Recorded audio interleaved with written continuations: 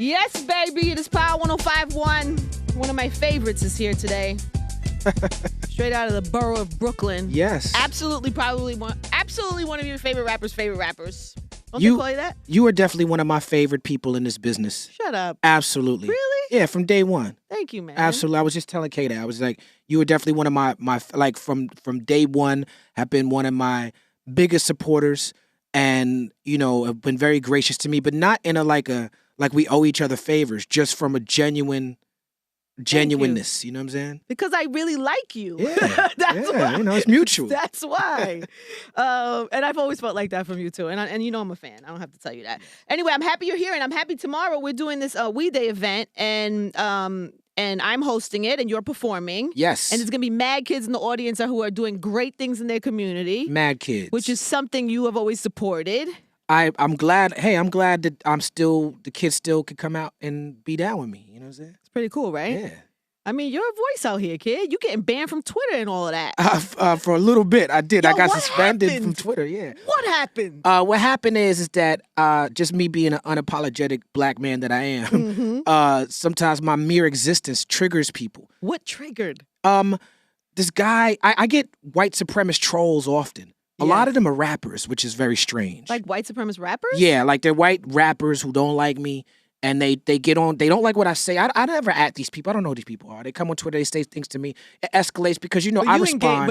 I engage. You engage. And this guy mentioned my mom by name, Googled my mom's name and mentioned her. And there's people have posted my mom's address on Twitter and this and that. And I told this dude it would end bad for him if he kept doing that. He reported that tweet. So people report my tweets often.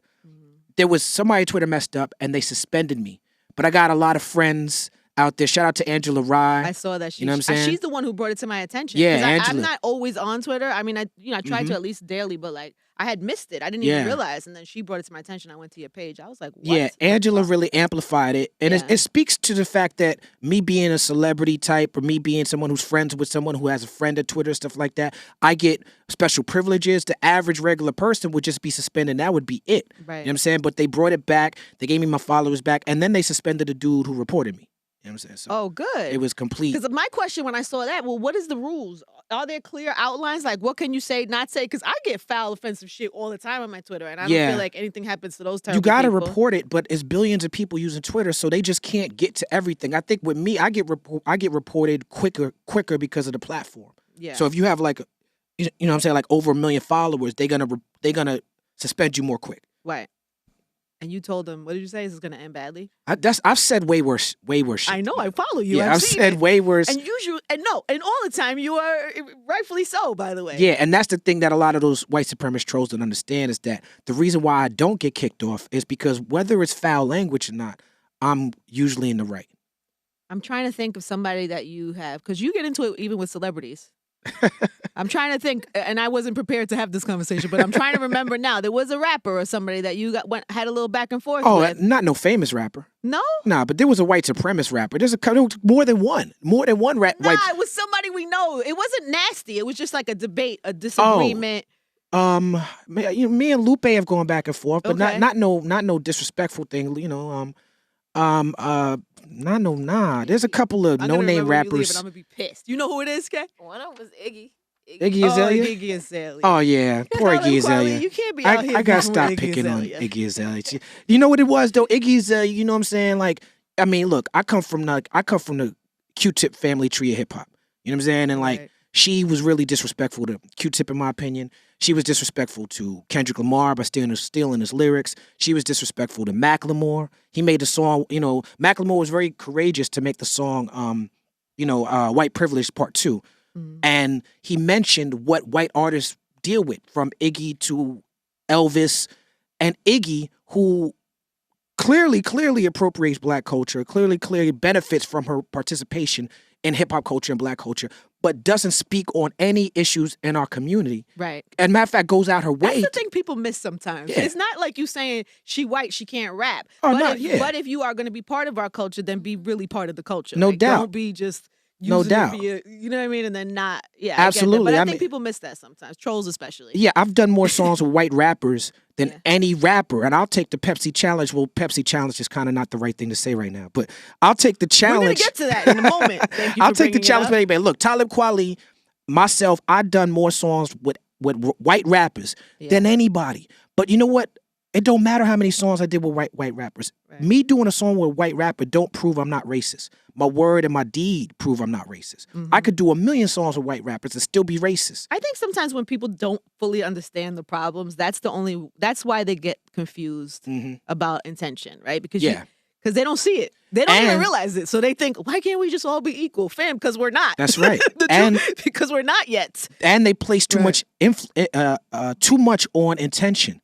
Intention don't really matter in policy and in oppression in life. Results matter. You could have the best intentions in the world. The greatest intentions pave the road to hell.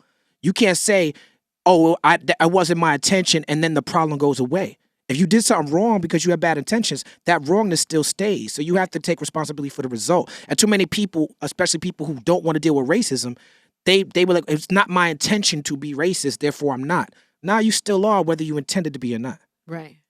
Oh, you're going to get unfollowed somewhere today.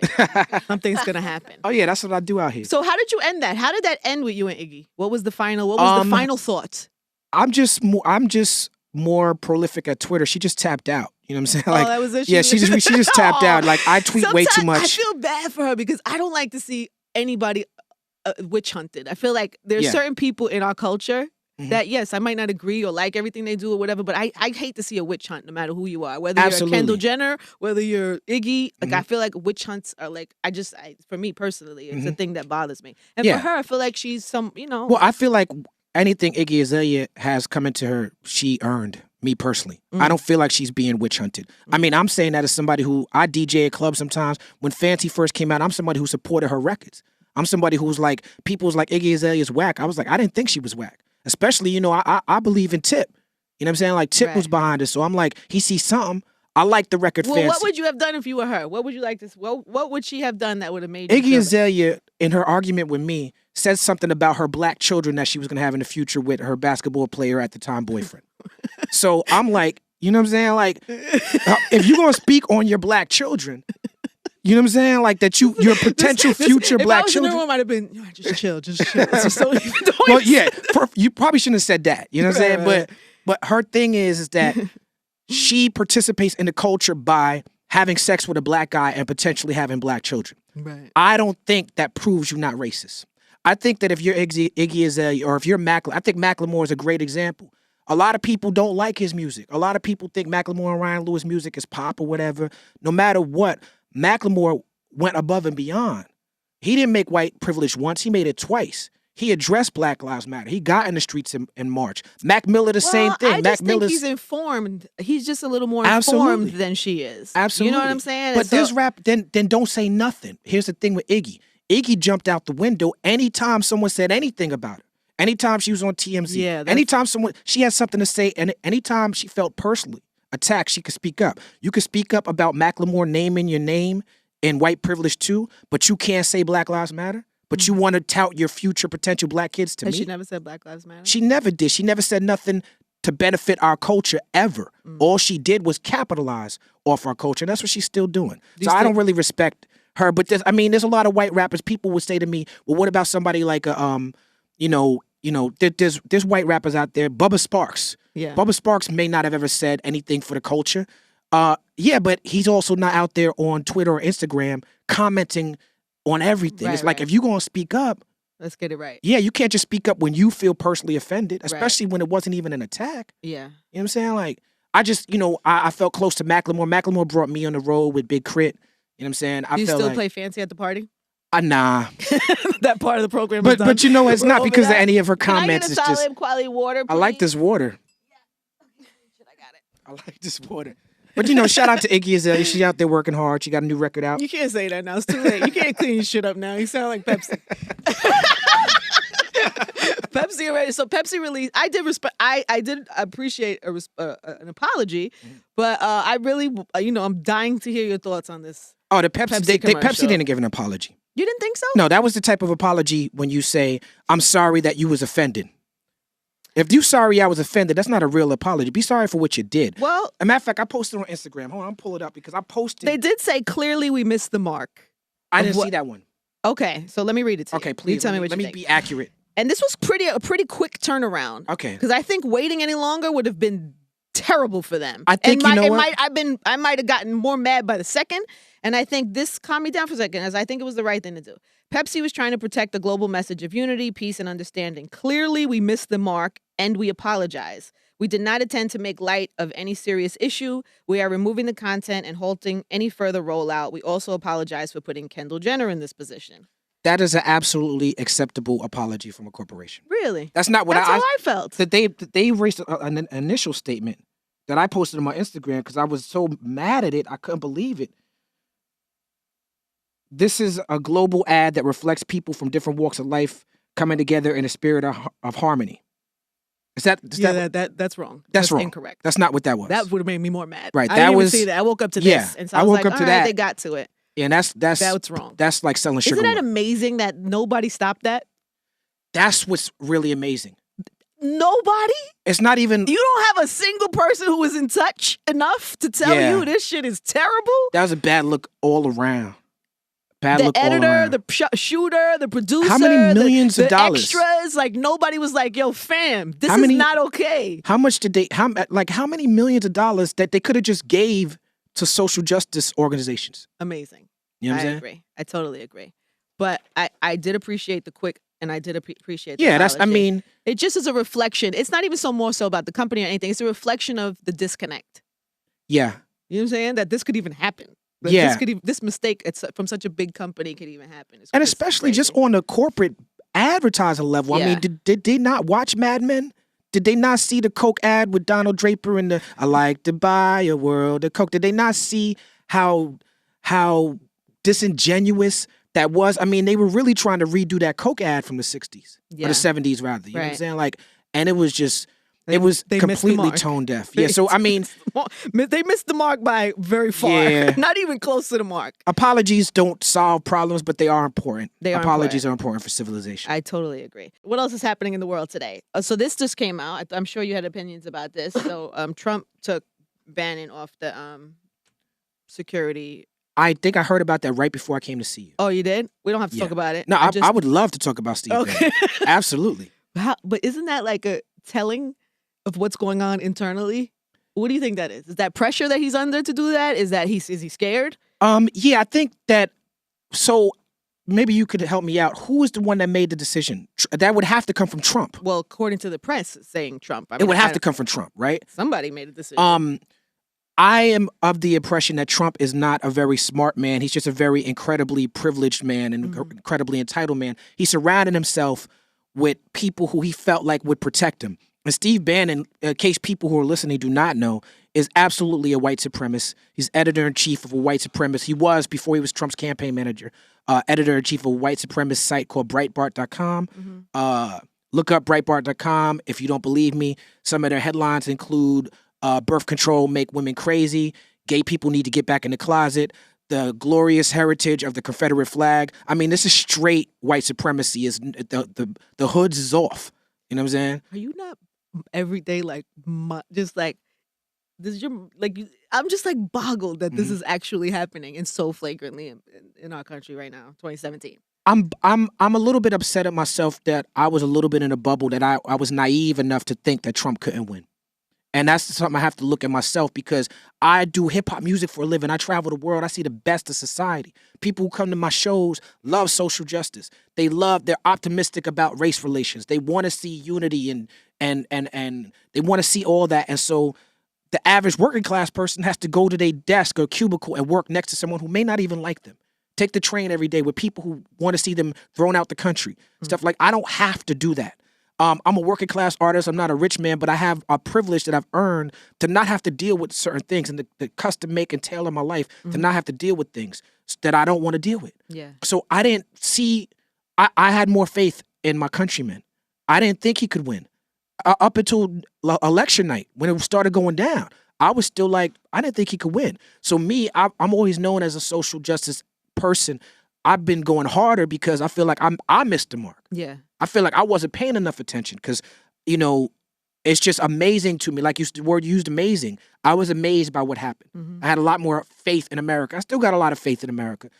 This is just a test right now for us. The biggest test ever. Oh, it's huge. This is fascism. This is like when they said if you could get in a time machine, what would you do? And people be like, I would go back and kill baby Hitler. We have a chance to do that now. You know what I'm saying? What did you just say? I don't know what just happened. Trump is a fascist. He's trying to be a dictator. That's why he put Steve Bannon in. That's why he has people. All right. That's why he tried to have back channel connections to Russia. Talib is going to get me banned from Twitter today. This is what's going to happen to me. I'm going to tweet this interview. They're going to ban me from Twitter today. Then you're going to respond and someone's going to get mad. But crazy. Trump, I'm not going to say Trump is Hitler, but I will say Trump is a fascist. And I'll say that he's trying to, by him trying to minimize journalism, by him trying to say so-called judges, trying to minimize, by him saying the Freedom Caucus, he's trying to disparage his own people. Yeah. He's trying to say that because I'm in charge, he's trying to run the country like a business. Don't be mad when the man run the country like a business and we all get fired. That's his favorite term, right? Get fired, right? We all gonna get fired. We all gonna get fired. Like he's trying to run the country like a business. You can't run a government like a business. You can't. People gonna die. You gonna run for something one day? Oh, hell no. Come on, you could be like something of Brooklyn. Like what does Brooklyn have? I'll be the Lord of Flatbush. That's what you should run for something. You know, there's like a whole campaign to try to get a chance to run as mayor for Chicago. As an artist, I have way more power. That's what I said. Yeah. Yeah. To speak my truth. Yeah. For me, when you become a politician, the job becomes about campaigning and staying in that office. And you have to bend and shift in ways that I'm not ready to bend and shift yet. Yeah. Clearly. Yeah. Because this is why you're getting banned. Shout out to shut down. Yeah, Ras Baraka and, other politicians that are doing the damn thing. I love Ras Baraka. What do you think about Cory Booker? I like Cory Booker a lot too. Cory Booker is the homie. I know him and Ras Baraka, they went head to head in the fight for the mayor of Newark. I've heard great things from Newark residents about Cory when he was there. I've heard great things about I've done some work with Ras in Newark. They're good men. Yeah, I went to Cuba with Ras Baraka. That's the homie. You did? Yeah. Wow. That's dope. We need to get him up on the show. That's a good dude right there. I've had Cory up a bunch of times, but I've never had him up. I would like to do that soon and get to know him. No, Cory's doing amazing work too as far as politicians go. What do you think about our mayor shutting down Rikers Island, or at least putting a proposal together to shut down Rikers? I think our mayor is probably one of the most open-minded mayors since we've had. Shout out to David Dinkins. You know what I'm saying? De Blasio actually reached out to me on Twitter several times while he was running. I didn't get back with him because I'm not usually into the endorsing of politicians. Right. But shout out to him for reaching out to me. Yeah. And really trying to engage me in a real way, which is a critique I have of politicians. They don't reach out to people or try to find new. So he really went out his way to try to reach out to me and other members in the community. And he's not perfect. He's a politician. Most politicians are not perfect. And but I see him trying hard out here. I do too. I was saying that the other day. I appreciate it because I had been taking part in some of the conversations about the Close Rikers campaign, and I know that and I really like him, and he's been really good to me, and he's to the show, and he comes up and he talks to us, and there was a big protest outside of Gracie Mansion, and I like that he didn't automatically resist that confrontation and that that conversation, and trying to do what he can. It's a tough thing to do, but at least he's making an attempt. Absolutely. And the Rikers Island shutdown is a huge, huge, huge victory for humanity. Humongous. It's a huge victory for justice. And I think Jay-Z's doing that show. So tonight, myself. Story. That's right. Tonight, myself, Mark Lamont Hill, and Angela Rye are going to be live tweeting the finale episode. Oh, that's great. Yes. It's hard to watch, right? Yes. It is hard to watch. Is. It's so important, though. I'm so happy that he did that. That they all did that. Word up. Super important. All right, so there's a lot of things going on. We're hosting We Day tomorrow. You also have your new artist is here. Yeah, shout out to Kay Valentine. Right? How long you guys been rocking? About what? 2 years? 2 years? Yeah. Well, introduce the world, man. Get on your hype. Get on your That's hype, right. man. Come on. Yeah, I'm not really good at all that, but you know what I'm saying? Like, I'm here with Kay Valentine, Chicago's own Kay Valentine, one of my favorite artists. I only work with my favorites. Her debut album. So she was your favorite artist before you were working together? Yeah, she came up to me at a show. She piqued my interest with her passion and dedication to her craft. And her debut album has got myself and BJ the Chicago Kid and Styles P and Tweet on it. But most importantly, it's got Kay Valentine on it. And it comes out tomorrow. And we are very excited about it. We need as many women voices in this game as possible. Yes, we do. So I wish you well. What are people going to get from the album? Give them a... From listening to Here for a Reason, my hope is that people will be empowered, uplifted, informed, and I hope, embrace their ratchetness as well. So you want them to be empowered, informed, uplifted, and embrace your ratchetness as well. What's crazy is that it's here for a reason. It's called that because of that car accident, right? Right. Yeah. I had been working on the album and I couldn't figure out what I wanted it to be titled. And me and Talib were going back playing with a few titles. But it was the end of 2015. It was a Sunday evening. I was in the car. Roads were clear.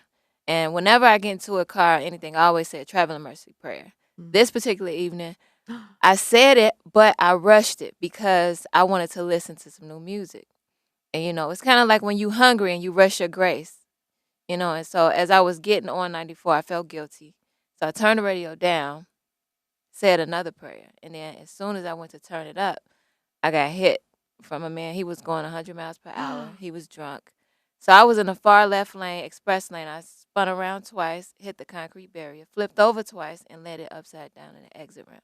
Oh, my God. And, yeah, it was the craziest experience I've ever, lived through. Wow. And how long did it take you to, get better? Did you have?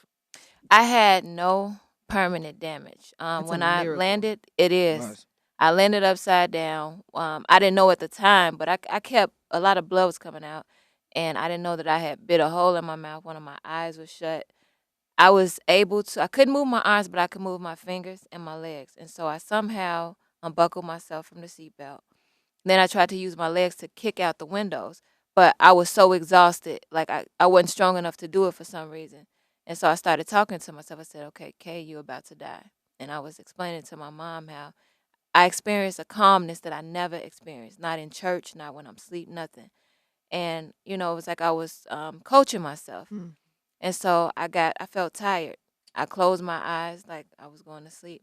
And next thing I remember, I was being pulled out the car from complete strangers. I'm sure you wrote it's music about this, yes? I have a song on the album called Award Shows. And I mentioned the accident, briefly. I didn't want to force anything, because a lot of people was like, yeah, you on your Kanye now, because Kanye had, it was, but I just let it come out organically. So, yeah, I do mention it. But that's how the album was. I got the title from, that experience, Wow. Because I was like, I'm definitely here for a reason. As soon as I got to the hospital, all the doctors were like, you're lucky. They said people don't live through stuff like this. Wow. Amazing. God bless. You're definitely blessed. Thank you. I can't wait to hear the music. So Friday album comes out. Yes. And then you got a joint with Styles too, which I'm very excited about. Yeah. You guys are two of my favorites together. Shout out to the I love Ghost. this. Shout out to the Ghost, Styles P. Myself, Styles P, and K Valentine just toured the nation on the 7 tour. Come to qualityclub.com. You can get 7 tour hats and T-shirts, and you can get Angie Martinez book at qualityclub.com. Thank you. Yes, and you can get K Valentine now album. You have to read the book, please. I haven't read it yet. I know. You read it? Yes, you interviewed Tupac. Oh my God. I know. I couldn't believe it. Thank you, Mama. K Valentine loves her some Tupac, as we all do. As we all do. But yeah, I mean, Styles P is a classic MC. The heart is out. Anybody, especially from this region, the New York City area, knows that he's a fan favorite, an MC favorite. The Lox is on the album. Chris Rivers is on the album. Dope. Nico Ayers, who's the other artist on Javoti Media, is on the album. Rhapsody is on the album. Nice. It's 7 joints. It's called The 7, and it feels good. Dope. And what's the date? It comes out the 14th, April 14th. You can pre-order it on iTunes right now. If you go to my Twitter page, the pre-order stuff for iTunes and the Spotify and all that is in the bio. But we're excited about it, man. And we'll put all the links up on the site, too. Oh, please do. But we did it for the culture. Bars is back. And it's... Bars! You're amazing. You are amazing. I look forward to tomorrow. You're a G, Angie, and we're gonna have a good time tomorrow. Thank you, baby. Congratulations to you. I'm looking forward to hearing the album on Friday. Can we have it one time, please? Thank you.